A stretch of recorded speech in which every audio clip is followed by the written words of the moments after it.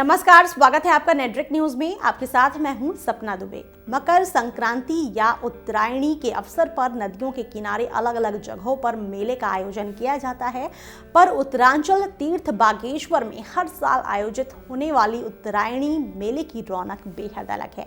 इस बार भी भगवान बागनाथ की पौराणिक नगरी बागेश्वर में सुप्रसिद्ध उत्तरायणी मेले का शुभारंभ हुआ।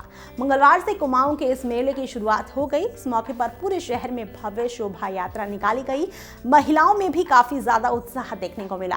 रंगोली पिछौड़ा ओढ़कर महिलाओं ने भी इस कलश यात्रा में हिस्सा लिया। इस दौरान विभिन्न संस्कृति की छटा भी दिखाई दी। बागेश्वर की मान्यता तीर्थराज की है कि यहाँ सरयू और गोमती का भौतिक संगम तो है ही, इसके अलावा लुप्त रूप से सरस्वती का भी मानस मिलन है। नदियों की इस त्रिवेणी की वजह से ही बागेश्वर को तीर्थराज प्रयाग के समकक्ष ही मान्यता प्राप्त है। मेले को जाने उससे पहले आइए बागेश्वर को जान लेते हैं।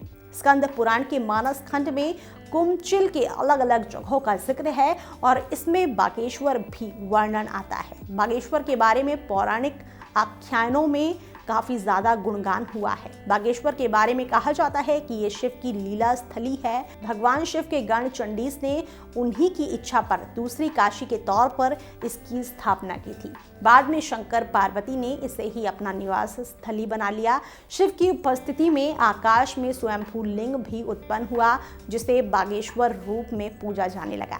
स्कंद पुराण में मार्कंडेय ऋषि का जिक्र है, जो तपस्या कर रहे थे और तभी ब्रह्मर्षि वशिष्ठ देवलोक से विष्णु की मानस पुत्री सरयू को धरती पर ले आए, पर मार्कंडेय ऋषि की तपस्या से सरयू को रुकना पड़ा।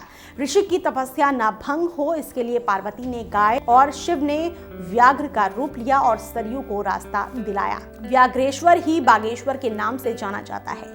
अब करते हैं उत्तरायणी मेले की बात। बागेश्वर के सुनहरे इतिहास के पन्ने में उत्तरायणी मेले का भी जिक्र है। माना जाता है कि चंद वंशीय राजाओं के शासन के दौरान उत्तरायणी मेले की नींव रखी गई। मेले की सांस्कृतिक और धार्मिक पृष्ठभूमि में संगम में नहाने के बारे में कहा गया है और यही धीरे धीरे मेले का अनिवार्य अंग बनता गया। धार्मिक और आर्थिक रूप से मेला समय बीतने के साथ ही समृद्ध होता गया और व्यापार के लिए इस मेले को जाना जाने लगा।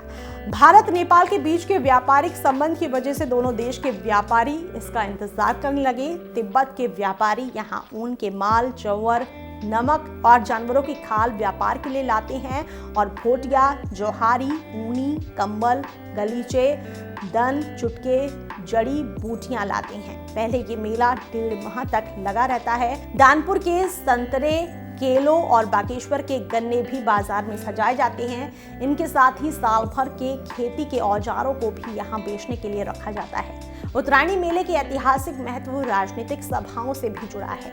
सरयू नदी के तट पर राजनीतिक दलों की सभाएं करने की एक अनोखी परंपरा है, जो अंग्रेजों के जमाने से चली आ रही है। ये सभाएं अब राजनीति के अखाड़े के रूप में उभरी हैं। उत्तरायणी मेले में सांस्कृतिक जुलूस निकाला जाता है।